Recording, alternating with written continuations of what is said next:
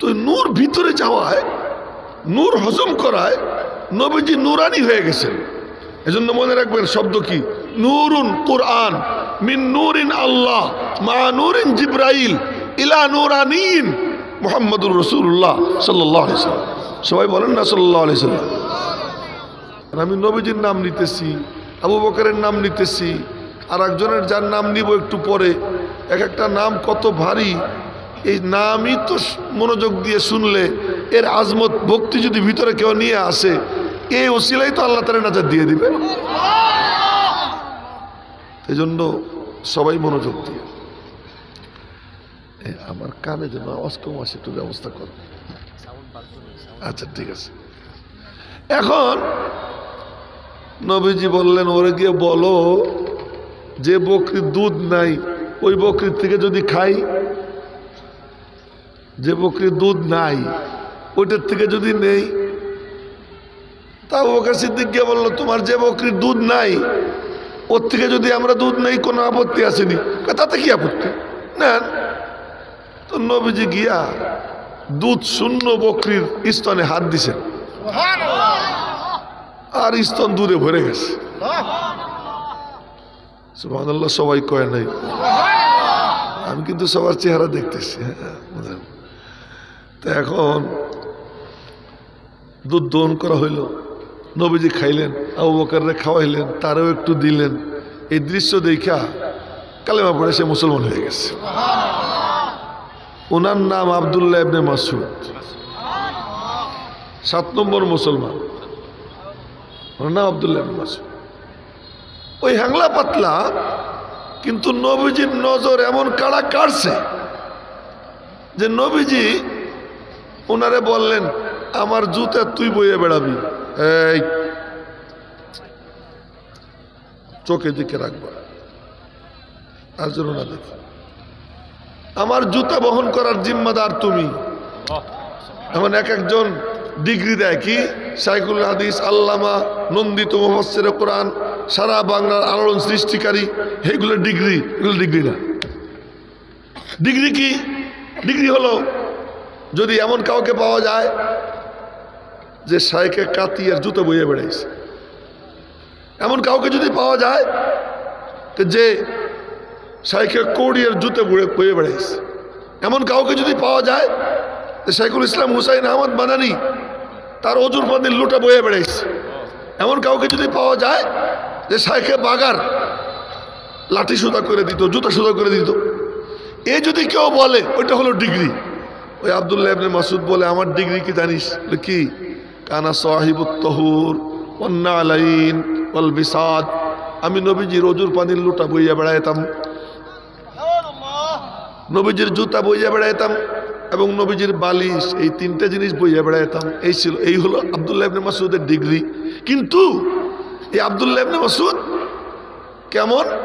বললাম হ্যাংলা পাতলা, ওই এত মোটা সোটা। সেই লোক নবীজি একদিন বললেন, আব্দুল্লাহ তুমি আমার একটা মিসওয়াক ভেঙে দাও। তো মিসওয়াক ভাঙ্গার জন্য গাছে উঠছে, গাছের নাম হলো আরাক গাছ। এই আরাক গাছে উঠছেন, তো গাছের উপরে চড়ে যখন উপরের ডালে বইসা 2 ঠ্যাং ঝুলেছেন, নিচের থেকে সাহাবীরা দেখে হাসে দিছে। এখন দেখতে পাখির ঠ্যাংয়ের মতো মনে হয়। উপরে উঠছে, তো উপরে উঠলে তো বড়, ও ছোট দেখা যায়। মাইকের সেটিংসটাই করছে এমন ভাবে যে মানে যে বক্তা ওয়াজ তারই শুনতে হবে। কেন তোর আওয়াজটা স্টেজে এত দেও কেন? আশ্চর্য কারণ। আস্তে আস্তে মানে কানে বেশি আওয়াজ আসলে আমার কথা কইতে খুব কষ্ট হয়। তো বলতেছিলাম যে এবার দেখেন তামাশা, ওই যে উপরে বসছে, 2 পা ঝুলতেছে, হ্যাংলা পাতলা। তো সাহাবীরা হাইসা দিছে। নবীজি বললেন, তোমরা কি ওর পা দেখে হাসছো? আমরা হইলে কইতাম এমনি। কিন্তু সাহাবীরা ভিতরটা পরিষ্কার। মান কানা মুস্তান্নান ফালিয়াস্তান্না বিমান কদ মাত। ফাইনাল হাইয়া লা তুমানু আলাইহিল ফিতনা উলাইকা আসহাবু মুহাম্মদ সাল্লাল্লাহু আলাইহি ওয়াসাল্লাম কানু আফদালা হাদিহিল উম্মাহ আবাররাহা কুলুবান ওয়া আমাকাহা ইলমান ওয়া আকাল্লাহা তাকাল্লুফা اختارهم الله لصحبة نبيه ولنصرة دينه فاعرفوا لهم فضلهم واتبعوهم في هديهم وسيرهم فإنهم كانوا على الهدى المستقيم এটা ওই হ্যাংলা পাতলা ওই বুজুর্গের ভাষণ যেটা এখন শুনেলাম। তো সাহাবীরা সাদাসিধা, জি ইয়া রাসূলুল্লাহ, ওই পা দেখে হাসছে। জানো ওর এক একখান পায়ের দাম কত? যদি উহুদ পাহাড় এক পাল্লায় রাখো আর আব্দুল্লাহ ইবনে মাসউদের এক পা যদি এক পাল্লায় রাখো, ওর এক পায়ের ওজন উহুদের তুলনায় বেশি হবে। এই তোরা এসে সামনে বইছিস ঠ্যাং লম্বা করে দিয়ে, জুতা খোল, জুতা খোল, জুতা খোল, খুলে ফেলা জুতা। আপনারা মনে কিছু নিয়েন না, এগুলোও মনোযোগ দিলে এরাও পাবে, এরাও মনোযোগ দিলে পাবে। সব মনোযোগী হয়ে শুনতে হবে। দেখেন সাহাবা ইকরামের জামানায় এই যে কোরআন শরীফ, এক জিল কোরআন শরীফও ছিল না নবীজির জামানায়। 16 জন ওহী লেখত, ওহী নাজিল হইতো। নবীজি তো লেখা জানতেন না, আপনারা জানেন, নবীজি লেখা জানতেন না। 16 জন ওহী লেখত। সোজা হয়ে পড়। আচ্ছা ঠিক আছে, আমার দিকে চাইয়ে থাক। হ্যাঁ, এই কামটা আর কিচ্ছু করা লাগবে না, তুমি খালি দিকে চাইয়ে থাকবে। এখন ওহী লেখত 16 জন। 16 জনের মধ্যে একজন যায়েদ ইবনে সাবিত, একজন হযরত মুআবিয়া রাদিয়াল্লাহু তাআলা আনহু, আরো অন্যান্য সাহাবী মিলে মোট 16 জন। লেখতো কিসে? এরকম কোনো কাগজ ছিল? চামড়া, হাড্ডি, তক্তা, এই যে এর উপরে লেখতো। তো পাথরে লেখতো, চামড়ায় লেখতো, তক্তায় লেখতো, হাড়ে লেখতো, এর উপরে খোদাই করে করে লেখতো। আর এইগুলো যে লেখতো তার কাছে থাকতো। নবীজি লেখাইয়া আবার আরেকজনকে বলতেন, তুমি একটু দেখো তো ঠিক মতো লেখছে কিনা, পড়ো। আর একজন পড়তো, পড়ার পরে নবীজি দেখতেন হ্যাঁ ঠিকই আছে, তো বলতেন ওকে রেখে দাও, তার কাছে থাকতো। নবীজির জামানায় এক জিল কোরআন শরীফও ছিল না। ওই যে চাদর গায়ে দিয়ে একজন নিচের দিকে চেয়ে রয়েছে, নিচের দিকে তাকাবে না কেউ, এদিকে চোখ রাখে। তো এক জিল কোরআন শরীফও ছিল না, কিন্তু প্রত্যেক সাহাবী হাফেজে কোরআন ছিলেন। কেন? কোরআন শরীফ ছিল না আবার হাফেজ হয়ে যায় কেমনে? তাদের মধ্যে যে যোগ্যতা ছিল, সবচেয়ে বড় যোগ্যতা হলো মনোযোগ, এবং সবচেয়ে অযোগ্যতা হলো অমনোযোগী হওয়া। ঠিক, আমি তো ঠিক দেখেই বলতেছি, বেঠিক কইছি। ঠিক যারা বলায় তাদের সাথে বললেন আপনারা, যুবকরা তোমরা তাদের সাথে বল, আমি ঠিক ঠিক বলাই না, এটা আমার অভ্যাস। আমার কথা মনোযোগ দিয়ে শুনতে থাকেন সবাই মিলে। যে সবচেয়ে বড় যোগ্যতা মনোযোগ। মনোযোগী হইলে কি হয়? একটা ছোট্ট বাচ্চা, বুখারী শরীফের হাদিস শুনাইতেছি, ছোট্ট বাচ্চা, নাম আমর ইবনে সালিমা। তোর বয়স কত? তোর 10। এবার শুনে, এটার বয়স হলো 10। আর যার নাম বলতেছি তার বয়স কত একটু শুনেন, পরে বলতেছি। নাম আমর ইবনে সালিমা। তখনও তার বাবাও মুসলমান হয় নাই, তার চাচাও মুসলমান হয় নাই, তার জ্ঞাতি গোষ্ঠী কেউ মুসলমান হয় নাই। সে রাস্তার মোড়ে দাঁড়াই থাকে, দেখে কি যে লোকজন ঘোড়ায় চড়া, উঠে চড়ে যায়। জিজ্ঞেস করে আপনারা কোথায় যান? তো তারা বলে আমরা যাইতেছি মুহাম্মদুর রাসূলুল্লাহ সাল্লাল্লাহু আলাইহি ওয়াসাল্লাম। সবাই বলবো সাল্লাল্লাহু আলাইহি ওয়াসাল্লাম, নবীজির কাছে যাইতেছি। তো ওই পিচ্ছি রাস্তায় দাঁড়াই থাকে, ওনরা ফেরেন। সেই ফেরার টাইমটা কতক্ষণ পর?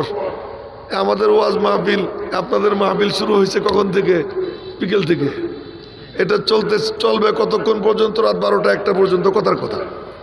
তো নবীজির মজলিস এটা হয়তো বয়ান হইতো 15 মিনিট, 20 মিনিট, আধা ঘন্টা, এরকম বয়ান হইতো।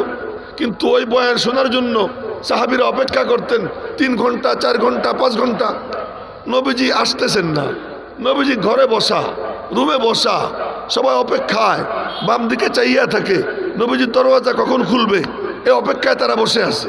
হঠাৎ করে দরওয়াজা খোলে, আর দরওয়াজা খোলার পরে নবীজি উকি মারেন।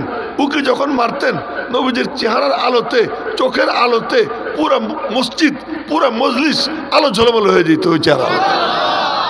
এই সুবহানাল্লাহ ডকমত হয় নাই, ভালো করে একটু জোরে সোরে সুবহানাল্লাহ। তো নবীজি আসতেন, আইসা ধীরে ধীরে হেঁটে মিম্বরে গিয়ে বসতেন।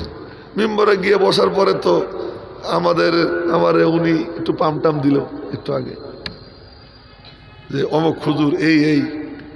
নবীজি বসলে পরে কেউ পাম দিত যে এখন বয়ান করবেন? একদম সব সমান, সব সমান। एक ही सब में खड़े हो गए महमूद आयाज, एक ही सब में खड़े हो गए महमूद आयाज, न कोई बंदा रहा न कोई बंदा नवाज। सब एक कतारे, दादा नाती एक क्लासेर छात्र, बाप बेटा एक क्लासेर छात्र, सब समान। একজনের বয়স 5 বছর, একজনের বয়স 250 বছর। সুবহানাল্লাহ কয় না ভালো করে? সবাই কিন্তু একই ক্লাসের ছাত্র, উস্তাদ একজন, পাঠ্যসূচি একটাই, কালামুল্লাহ, একই ক্লাস। আমাদের তো এখন মাদ্রাসায় সালে আউয়াল, সালে দুয়াম, কোন মাদ্রাসায় নাম হলো ইয়াজ দহম, কোন মাদ্রাসায় ইবতেদায়ী, এরপরে হলো সানবী, বিভিন্ন নামে। কিন্তু নবীজির ক্লাসে কোনো জামাত ছিল না, যে এই জামাত ওই জামাত, এই ক্লাস ওই ক্লাস, না না না। হেড অফিস আরশে মুআল্লা, জিম্মাদার স্বয়ং আল্লাহ। ওই প্রতিষ্ঠানের ছাদ হলো আসমান, জমিন হলো বিছানা। ওই প্রতিষ্ঠানের একমাত্র উস্তাদ মুহাম্মদুর রাসূলুল্লাহ সাল্লাল্লাহু আলাইহি ওয়াসাল্লাম। আর তার পাঠ্যসূচি একমাত্র কি? কালামুল্লাহ, কোরআন। এই কোরআন পাঠ্যসূচি, এটা তিনি পড়াইতেছেন। কেমনে পড়াইতেন? নবীজি কোরআন শরীফ, এই শুনেন, নবীজি কোরআন শরীফ যখন নাজিল হইতো কলবে নাজিল হইতো, কলবের ভিতরে। এই বরাবর একটা নিচের দিকে চেয়ে রয়েছে, সব চোখের দিকে রাখতে হবে, সবাই আমি দেখতেছি। তো এই ভিতরে নাজিল হইতো, কলবের ভিতরে নাজিল হওয়ার পরে নবীজি কোরআন তো পুরা নূর। قد جاءكم من الله نور وكذلك أوحينا إليك روحا من أمرنا ما كنت تدري ما الكتاب ولا الإيمان ولكن جعلناه نورا। আল্লাহ পাক বলেন কোরআন তো নূর, আল্লাহ নূর, কোরআন নূর, নূরুম মিন নূরিন, নূর নূরের কাছ থেকে। আবার কার মাধ্যমে? মা নূরিন, জিবরাইলের মাধ্যমে। জিবরাইল নূর আইসা ঢুকতেছে কোথায়? নবীজির কলবে। নবীজির কলব নুরানি হয়ে যায়। সুবহানাল্লাহ, একটু জোরে কোন। কারো মধ্যে কোনো জিনিস বেশি ভরে গেলে তখন ঢেকুর উঠে।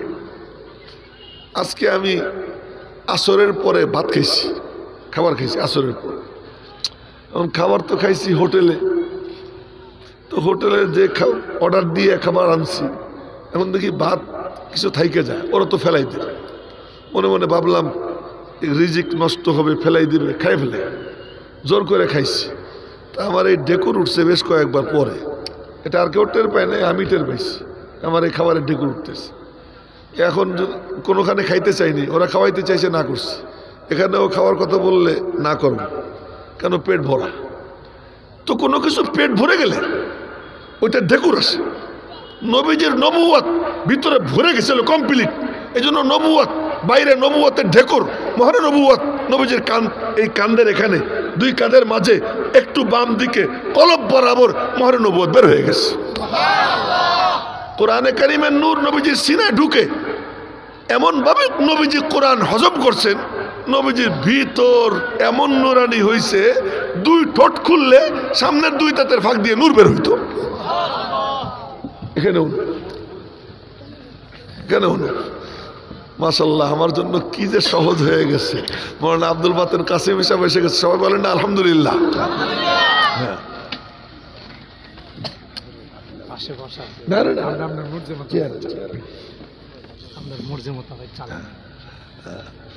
খুব মহব্বতের মানুষ আমার। হ্যাঁ, আল্লাহ তাআলা নেক হায়াত দারাজ করুক, হায়াতের মধ্যে এলেমের মধ্যে আল্লাহ তাআলা বরকত দান করুক। তো বলতেছিলাম, তো নূর ভিতরে যাওয়ায়, নূর হজম করায় নবীজি নূরানি হয়ে গেছেন। এজন্য মনে রাখবেন শব্দ কি, নূরুন কুরআন মিন নূরিন আল্লাহ মা নূরিন জিব্রাইল ইলা নূরানিন মুহাম্মদুর রাসূলুল্লাহ সাল্লাল্লাহু আলাইহি ওয়াসাল্লাম। সবাই বলেন না সাল্লাল্লাহু আলাইহি ওয়াসাল্লাম। এই যে একটা নিচের দিকে চাই রয়েছে, বুড়া না জুয়ান, দোয়া পড়ে ঘুমাইছে, মাশাআল্লাহ, এ কামার করেন না, তাজা হয়ে দিকে চেয়ে থাকে। তো এই কোরআন ভিতরে ঢুকছে, ঢুকার পরে নবীজি নিজে নূরানি হয়ে গেছে, নূরানি হয়ে গেছে। তো বয়ান করতেন, কি বয়ান করতেন? তেলাওয়াত করতেন। তেলাওয়াত নবীজির এত পাওয়ারফুল ছিল, এত পাওয়ারফুল ছিল যে নবীজির তেলাওয়াত শুনে মানে মুশরিক ইহুদি তারাও মানে অনিচ্ছা সত্ত্বে সিজদায় পড়ে যেত। এবং এটা কোনো গাল গল্প না। কোরআন শরীফের 27 পারার এক সূরা আছে, সূরা নাজম। সেই সূরা নাজম আমি 2-4 আয়াত শুনেই, যদিও গলা ভাঙ্গা, সব তো হবে, কি বলেন? গলা ভাঙ্গা হলে কি সব বাদ দেবে নাকি? সব হবে না? আউযু বিল্লাহি মিনাশ শাইতানির রাজীম, বিসমিল্লাহির রহমানির রহিম, ওয়ান নাজমি ইযা হাওয়া মা দাল্লা সাহিবুকুম ওয়া মা গাওয়া ওয়া মা ইয়ানতিকু আনিল হাওয়া ইন হুয়া ইল্লা ওয়াহয়ুন ইউহা। প্রত্যেক আয়াতের শেষে খাড়া জবর, একটা না অনেক আয়াত, মাত্র এক আলিফটা। তো নবীজি এই সূরা নাজিল হওয়ার পরে ডাক দিয়েছেন সাহাবীদেরকে, জলদি আসো, খুযু আন্নী রুতাবা, নেও তোমরা আমার কাছ থেকে তাজা তাজা। এই মাত্র নাজিল হয়েছে, গোশত গরু কেবল জবাই হয়েছে, আর ওই টাইমে গোশত পাকাইয়ে খাইতে যে মজা, ফ্রিজে রাইখা কয়েকদিন পরে ওইটা বাইর করে পাকাইয়ে খাইতে ওই মজা নাই। তাজা মাছ নদীর থেকে কেবল তুলছে, ওই মাছ রাইখে খাইতে যে মজা, আর মাছ কাইটা কুইটা ফ্রিজে রাইখে দিছে, 2-3 দিন পরে ওই মাছ খায়, এক হয় না, ওই মজা পাওয়া যায় না। নবীজি সাহাবীদেরকে বলতেন, এই মাত্র নাজিল হয়েছে, খুযু আন্নী রুতাবা, নাও তোমরা আমার কাছ থেকে তাজা তাজা। এই বলে নবীজি তেলাওয়াত শুরু করতেন। তো নবীজি তেলাওয়াত করতেছেন, তো নবীজির তেলাওয়াত শুনতে সাহাবীরা গেছে, মাঝে মাঝে ইহুদিও আসতো, মাঝে মাঝে মুশরিকরাও আসতো। তো একই মজলিসে সাহাবী, ইহুদি, মুশরিক। মুশরিক মানে ওই অগ্নি পূজক, মূর্তি পূজক, যারা ওই যে বলে যে দেবদেবী 360টা যে মক্কা শরীফ ঘরের মধ্যে রেখে দিয়েছিল খানায় কাবা, ওরাও কিছু আইছে, ইহুদিও আইছে, আর সাহাবীরা তো ছিলেনই। এই সূরার শেষ আয়াত হলো সিজদার আয়াত। এই সূরাটা 3 পৃষ্ঠার একটু কম, শেষ আয়াত সিজদার আয়াত। নবীজি তেলাওয়াত করছেন, সিজদায় গেছেন। আমি যখন তেলাওয়াত করে যদি সিজদায় যাই, আপনারা কয়জন দেবার পারবেন আমি জানি না, আল্লাহ জানে কয়জনের ওযু আছে। কিন্তু সাহাবায়ে কেরাম তারা সবসময় ওযু সহ থাকতেন। ইল্লা মাশাআল্লাহ, এক্কা দুক্কা হয়তো কখনো কোনো ঝামেলা হইলে হয়তো ওযু থাকতো না 2-1 জন, কিন্তু সবসময় সাহাবীরা বা ওযু থাকতেন। নবীজি সিজদায় গেছেন, সাহাবীরা সিজদায় গেছে, মুশরিক ইহুদি ওরাও সিজদায় গেছে। সিজদার থেকে ওইটা মুশরিকরা একজন আরেকজনকে কয়, কি রে কি করলি? কি করলাম বুঝিনি। ইহুদিরা একজন আরেকজনকে বলে, কি করলি? কি করছি বুঝিনি। তালে তালে চলে গেছে সিজদা। এত পাওয়ারফুল তেলাওয়াত। তো নবীজির তেলাওয়াত, নবীজি তেলাওয়াত করে এরপরে নবীজি কিছু কথা বলতেন। কতটুকু সময় লাগতো? ওই 2 ঘন্টা 3 ঘন্টা বলছিলাম, মনোযোগ দিলে কি হয় এই কথা বোঝানোর জন্য এত লম্বা কথা বলতেছি। যে ওই লম্বা টাইম সাহাবীরা ওখানে কাটাইয়া তারা যখন ফিরে যায়, ওই ছেলে রাস্তায় দাঁড়ানো, ওই পিচ্ছি বলে চাচ্চু চাচ্চু কি নবীজি কি বলছেন আমার একটু বলেন না শুনি। এই ছেলে একদম মারব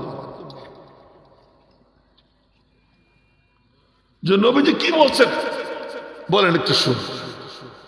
ওরা কোরআন শরীফ পড়তো আর আমি শুনতাম, আমার কাছে মন হইতো যেন আমার কলবের মধ্যে পড়তেছে, আমার দিলের মধ্যে গাইতে যেতেছে। বলে এই করতে করতে কয়দিন পরে আমার গোষ্ঠীর সব মুসলমান হয়ে গেছে। গোষ্ঠীর সবাই যখন মুসলমান, তো পিচ্ছি কি করবে, বয়স কত আরো পরে বলবো, পিচ্ছি কি করবে, সেও তো মুসলমান হয়ে গেছে। মুসলমান হওয়ার পরে নবীজি বলে দিলেন যাও বাড়ি চলে যাও, নামাজের টাইম হলে একজন আজান দিবা, ওয়ালিয়া উম্মুকুম আকসারুকুম কুরআনান, তোমাদের মধ্যে যার কোরআন বেশি মুখস্থ আছে, যে কোরআন বেশি ভালো পড়তে পারে সেজন্য ইমামতি করে। ইন্নাল ইলমা ইয়ারফাউল মামলুকা ইলাল মুলুক, এলেম গোলামকে বাদশা বানায়, এলেম কোরআন এটা ছোটকে বড় বানাইয়া দেয়। আল্লাহ পাক বলেন ইকরা ওয়া রাব্বুকাল আকরাম, পড়ো তুমি, তোমার রব ইজ্জতওয়ালা, যে কোরআন পড়ে আল্লাহ তাকে ইজ্জতওয়ালা বানাইয়া দেয়। এখন বাড়ি আসছি, বাড়ি আসার পরে এটা কিন্তু আমি হাদিস শুনাইতেছি, বুখারী শরীফের হাদিস, উনিও সাইকুল হাদিস, উল্টা পাল্টা কইলে পরে সমস্যা আছে, এই জন্য সহি সহি বলতেছি। বাড়ি আসছে, বাড়ি এসে টাইম হয়েছে, আজান দিচ্ছে, আজান দেওয়ার পরে ইন্টারভিউ বোর্ড বসছে, কোরআন শরীফ কার বেশি মুখস্থ। তখন তো আর বয়স টয়স ছিল না যে 15 বছর হওয়া লাগবে, এরকম ছিল না। হুজুর বিয়ে করছেননি, ইমামতি দিতে গেলে কি হুজুর বিয়ে হয়েছে কিনা, আর কোনো কামের জন্য জিজ্ঞেস করে না, ইমামতের জন্য জিজ্ঞেস করে হুজুর বিয়ে টিয়ে করছেন কিনা, এই সমস্ত ব্যবস্থা চলে। ওই জামানায় নামাজের মধ্যে কথা বলা টোলাও যায় ছিল প্রথম অবস্থায়। আবার ওই সময় বয়স টয়সের কোনো তারতম্য ছিল না, কি ছিল কি কোরআন শরীফ যার বেশি মুখস্থ সেই ইমামতি করবে। ইন্টারভিউ বোর্ড বসছে, ইন্টারভিউ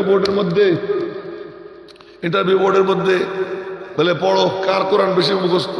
ওনরা তো সবাই কেবল মুসলমান হয়েছে, আরে এই পিচ্ছি তো ছোটবেলার থেকে আরো অনেক আগের থেকে ওই সাহাবীদের কাছে শুনে শুনে কোরআন সিনার মধ্যে ভরছে, একবার শুনে মুখস্থ হয়ে যায়। এই করতে করতে এখন ইন্টারভিউ করতে কাজে আমি চ্যাম্পিয়ন হয়ে গেলাম। ওই পিচ্ছি বলে আমি কি চ্যাম্পিয়ন হয়ে গেলাম, আমর ইবনে সালিমা। তখন আমার বয়স কত জানো, তখন আমার বয়স হলো 6 অথবা 7। ওয়ানা ইবনু সিত্তিন আও সাবঈ সিনিন, বুখারী শরীফে এইভাবে আসছে, আমি সেইভাবে শুনেলাম। উনি নিজে বলেন তখন আমি ওয়ানা ইবনু সিত্তিন আও সাবঈ সিনিন, তখন আমি 6 অথবা 7 বছরের বাচ্চা। কিন্তু সবাই বলে কি নবীজির ফর্মুলা অনুযায়ী তো তুই ইমাম, যা। আমি তো পরি লেংটি, গরিবের পোলা, গামছা পরা, গামছা পরে ইমামতি করি। ইমামতি যখন করি এখন রুকুতে গেলে তো আর সমস্যা নেই, কিন্তু সিজদায় গেলে সদরঘাট দেখা যায়। এটা ব্যাখ্যা করে বলার দরকার আছে, সিজদায় গেলে পিছন থেকে সব দেখা যায়। কিন্তু পিছনে যারা নামাজ পড়ে তারা কারা, তারা হলো নবীজির সাহাবী। তারা নামাজে দাঁড়াইলে তারা তাদের সামনে আল্লাহরে দেখতেন, এটা কোনো সন্দেহ নেই। তাদের কাছে মনে হইতো যেন আল্লাহকে দেখতেছে, এরকম মনে হইতো।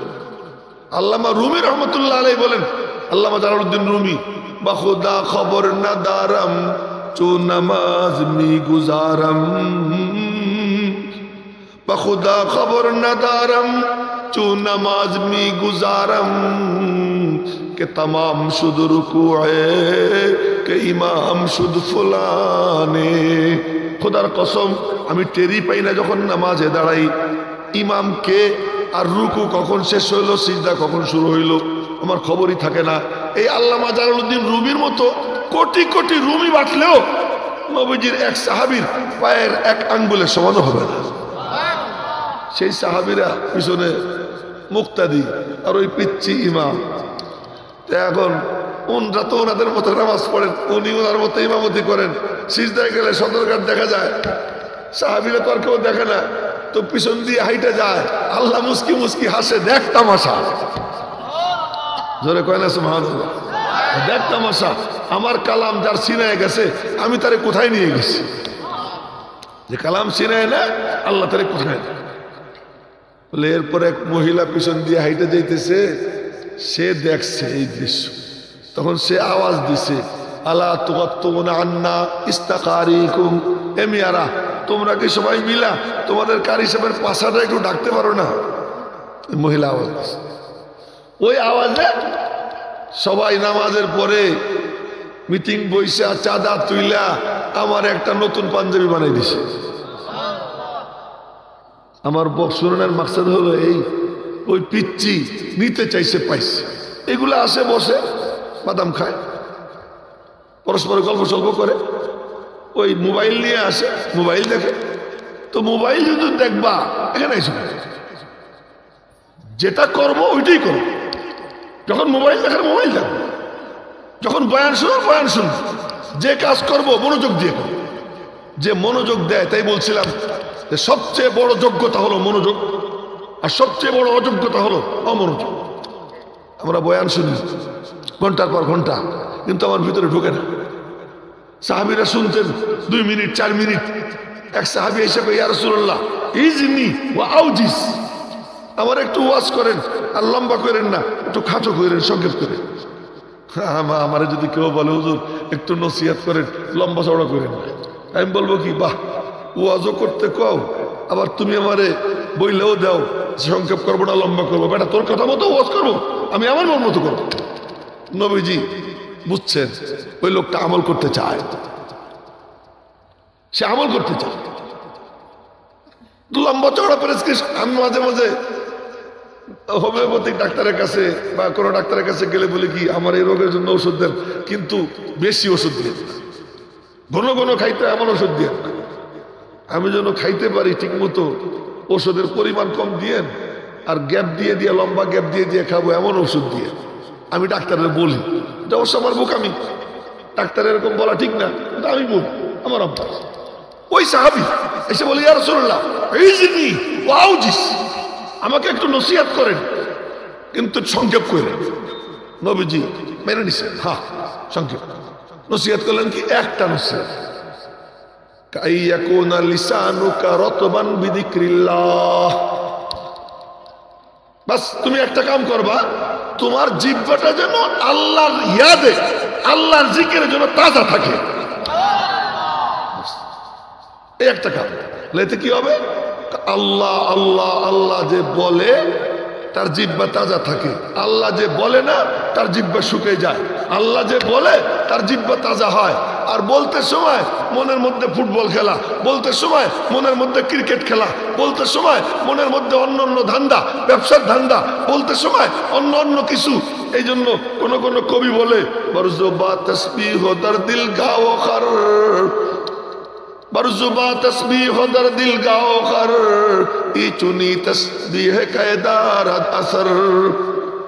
মুখে আল্লাহ আর মনের মধ্যে দুনিয়ার আবর্জনা, এরকম তসবিহ পড়ে কি লাভ?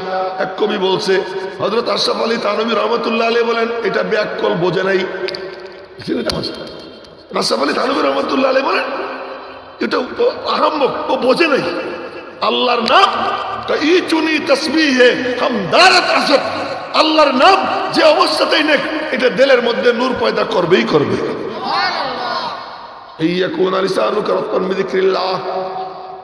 বলতে বলতে এক সময় আল্লাহ পাক তার দিলের রুখ বদলাই দিবে, তার দিল যেদিকে ঝুঁকার এতদিন ঝুঁকে ছিল ওই দিকে ঝুঁকবে না, আল্লাহর দিকে ঝুঁকে যাবে এক সময়। হযরত রশিদ আহমদ গঙ্গুই রহমতুল্লাহ আলাইহি কুতবুলের সাথ, উনি বলেন, আল্লাহর নাম যে কোনো অবস্থাতেই নেক না কেন, এটা আসর করবেই করবে, করবেই করবে। তো ওয়াজ নসিহত নবীজি করে দিয়েছেন। কি নসিহত করছেন? সংক্ষেপ বলছি, লম্বা চওড়া না, কিন্তু শুনবো মনোযোগ দিয়ে, আমলের নিয়ত করে যে আমি আমারে বদলাবো। দেখেন, আমি কোনো নসিহত আপনাদেরকে করিই না, শুধু বলছি কি যে কেমনে নিজেরে বদলাবো, বদল আসে কেমনে। সাহাবীরা মুহূর্তের মধ্যে বদলাই যেতেন, কেমনে আসতেন, নবীদের সাথে কথা বলতেন, সিদ্ধান্ত নিয়ে আসতেন, আমি নবীজিরে ফলো করব। আচ্ছা, এক বুড়ার কথা করি। এক বুড়া হযরত রশিদ আহমদ গঙ্গুই রহমতুল্লাহ আলাইহির কাছে গেছে, গিয়া কয় কি যে আমারে মুরিদ করেন, মুরিদ হচ্ছে। তো মুরিদ হওয়ার পরে কয় কি যে अरे मौलवी तूने तो मुझसे पूछा नहीं कि मेरी आदत क्या है। ए मौलवी तुम्हें तो हमारे जिज्ञेस करला ना যে আমি কি সব উল্টা পাল্টা করি। কি করো? मुझे আফিন खाने की आदत है, আমি আফিন খাই। আফিন তো বুঝছো যুবকরা, হ্যাঁ? আরে আফগানিস্তানে হয় এটা, আফিনের চাষ ওখানে চলে, বড় চমৎকার খাবার, খাইলে শরীরে খুব শক্তি হয়। এখন আর কইলাম না, তো সবাই বুঝে গেছে কি বলতে চাইছি। তো তখন মানে বউরে মা খাওয়া শুরু করে দেয়, বউরে কি খাওয়া শুরু করে দেয়, মা খাওয়া শুরু করে দেয়, এমন জিনিস। আমার তো আফিন খাওয়ার অভ্যাস। তো হযরত গঙ্গুই বললেন अच्छा ठीक है, थोड़ा थोड़ा करके खाना, आहिस्ता आहिस्ता छोड़ देना। क्यों? जब मैं छोड़ दूंगा पूरा ही छोड़ दूंगा, साइडे যখন দিব পুরাটাই সাইডে দিব, আর খাবো না। আচ্ছা ঠিক আছে, চলে গেছে। আচ্ছা ঠিক আছে, আফিন না খাইও, খাইও না। বাড়ি গেছে, বাড়ি যাওয়ার পরে আফিন খাইতে খুব মনে চায়, কিন্তু কয় না, মৌলবীর কাছে ওয়াদা করছি খাবো না। খায় না খায় না খায় না, মাঝে মাঝে অসুস্থ হয়ে পড়ে না খাওয়ার কারণে। এক পর্যায়ে স্বাভাবিক হয়ে গেছে। কয়দিন পরে মনের মধ্যে, মাথার মধ্যে আইছে, যাক এই কয়দিন আফিন খাই নেই, পয়সা তো বেঁচে গেছে, মনের মধ্যে আইছে। চলে গেছে হযরত গঙ্গুর কাছে, গিয়ে বলে কি, ले ये पैसा तू रख दे, तुझे हदिया, এই পয়সা তুমি নাও, তোমার হাদিয়া দিলাম। तूने हदिया कबूल कर सकते। और बूढ़ा कहे कि अरे मौलवी तूने तो मुझसे पूछा नहीं ये काहे का पैसा है। मौलवी तुम्हें तो हमारे जिज्ञेस करला ना যে কিসের পয়সা। কিসের পয়সা বলো। কই যে আফিন খাইতাম, ওইটা কয়দিন খাই নাই, শয়তানে আমার ধোঁকা দিছে যে তোর পয়সা তো বেঁচে গেল। আমি বলছি না, পয়সা বাঁচবে না, পয়সা আমি মৌলবীর হাদিয়া দিয়ে দিব। এই গেছে নিজের বদলানোর জন্য আল্লাহ বদলাইছে, আল্লাহ এমন বদলাইছে। আমরা আসি এমনি গতানুগতিক বার্ষিক একটা তাফসীর মাহফিল করার দরকার করি, যারা আয়োজক তারাও বদলায় না, যারা শ্রোতা তারাও বদলায় না, যে বক্তা সেও নিজের বদলানোর চিন্তা করে না। আমি চিন্তা করি আমার ওয়াজটা ফুটুক, আমার মার্কেট আরো চাঙ্গা হোক, ডিমান্ড বাইরে যাক, সবাইকে আমি আকৃষ্ট করব। সেই জন্য ঘোষকরা কয় কি, সালা বাংলা আরণ সৃষ্টিকারী সুমধুর কণ্ঠস্বর অনলবর্ষী কুকিল কণ্ঠী কি কি যেন কইতেই থাকে। আমার কাছে আশ্চর্য লাগে, বয়ান এটা শুনলে কিছু কথা দেলের মধ্যে ঢুকাবে, আল্লাহ যেন তার দেল পাল্টাইয়ে থাকে। বুড়ে আইসে নবীজির দরবারে, এই হাদিস শুনে এই কথা শেষ করে দিব। মৌলানা আব্দুল বাতিন সাহেব বসে আছেন, ওনার বয়ান শুনবেন আপনারা মনোযোগ দিয়ে ইনশাআল্লাহ। তো বুড়ে আইসা নবীজিরে চেনে, নবীজি বসা সাহাবীদের ঘেরের মধ্যে। না চিনার কারণ কি জানেন? না চেনার কারণ হলো সাহাবীরা নবীজির পাগড়ির যে কালার, ওই কালারের পাগড়ি মাথায় দিতেন। নবীজির চাদরের যে কালার, ওই কালারের চাদর পরতেন। নবীজির লুঙ্গির যে কালার, ওই কালারের লুঙ্গি। তার মানে পাগড়িও নবীজির কালার, এটাও নবীজির কালার, লুঙ্গিও নবীজির কালার। আর নবীজির সোহবতের বরকতে সবার চেহারায় নূরে নবুয়ত। নবীজির সোহবতের বরকতে নবীজির যে নূর, এই নূর তাদের দিলে যায়। ভালো করে না দেখলে, ভালো করে না দেখলে নতুন এসে কেউ বুঝতে পারে না। এই জন্য এক বুড়া আইসা এরকম খালি তাকায়, আমার দিকে দেখে এরকম তাকাইতেছে। এরপরে কয় কি, আইয়ুকুম মুহাম্মদ। এমিয়ারা সবই তো দেখি একরকম, তোমাদের মুহাম্মদ কোন যুগ? সুবহানাল্লাহ, একটু জোরে কর না। আর সাথে সাথে সাল্লাল্লাহু আলাইহি ওয়াসাল্লাম, তোমাদের মধ্যে উনি কোন যুগ? এক সাহাবী দেখাই দিছে, হাযার রাজুলুল আবিয়াদুল মুত্তাকি, এই যে দেখা যায় উজ্জ্বল হেলান দেওয়া ব্যক্তি, যার চেহারায় নূর ঝলমল করতেছে। ভালো করে তাকাইলে দেখা যায় তো নবীজির লোমকূপের গোড়া দিয়ে মনে হয় যেন নূর দৌড়াইতেছে। নাকের দিকে তাকাইলে দেখা যায় তো, দূর থেকে দেখলে মনে হয়তো আসাম্মা, অনেক উঁচু নাক। কোন কোন রেওয়ায়েতে আসছে মনে হয় যেন সাইফ তরবারির মতো, কিন্তু ভালো করে কাছে গিয়ে দেখে না, কত উঁচু না, তবে দূর থেকে ওই আলোর কারণে, নূরের কারণে উঁচু দেখা যেত। তো নবীজির ওই চেহারা, তো ওই বুড়া তো নতুন চেনে টেনে, তো ভালো করে দেখে নাই, আন্দাজ করতে পারে নাই, বলে কি তোমাদের মধ্যে উনি কোন? একজন বলে দিচ্ছে ওই যে। এবার সবাই বাদ দিয়ে নবীজির দিকে আঙ্গুল দিয়ে নাম ধরে ডাক দিচ্ছে, ইয়া মুহাম্মদ, বলেন না সাল্লাল্লাহু আলাইহি সাল্লাম। হ্যাঁ, সবাই বলেন সাল্লাল্লাহু আলাইহি সাল্লাম। ইন্নী সাইলুকা ফামুসাদ্দিদুন ফিল মাসআলা, মনে মনে বলে আমি জাহান্নাম থেকে বাঁচতে চাই, জান্নাতে যাইতে চাই, আল্লাহকে পাইতে চাই। আমি জানি আপনার কাছে প্রেসক্রিপশন আছে, আপনি পারবেন আমাকে দিক নির্দেশনা দেওয়ার জন্য। তাই আমি আপনার কাছে আসছি, প্রশ্ন করব। প্রশ্নের ভাষা একটু কড়া কড়া হবে, চাষাচোলা কথা বলবো আমি, কিন্তু কথা নরম বলবো না, কথাগুলো চাষাচোলা হবে।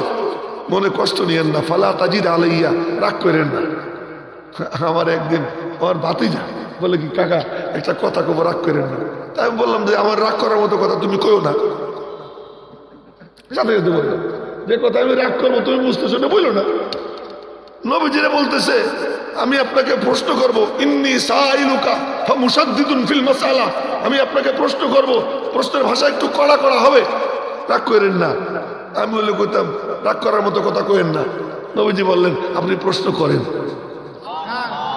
আপনি প্রশ্ন করেন। তখন বুড়া প্রশ্ন করে, দেখেন তো কেমন কথা। যদি আব্দুল বাতের কাছে মিশাপড়া এসে কেউ বলে, হুজুর শুনলাম আপনি মৌলবী, আসলে এই মাদ্রাসায় পড়ছেন না, এই মজলিসের মধ্যে যদি এমন কথা বলে, আমার যদি বলে শুনলাম শাইখুল হাদিস, আসলে আপনি বুখারী শরীফ পড়াননি, কেমন লাগবে?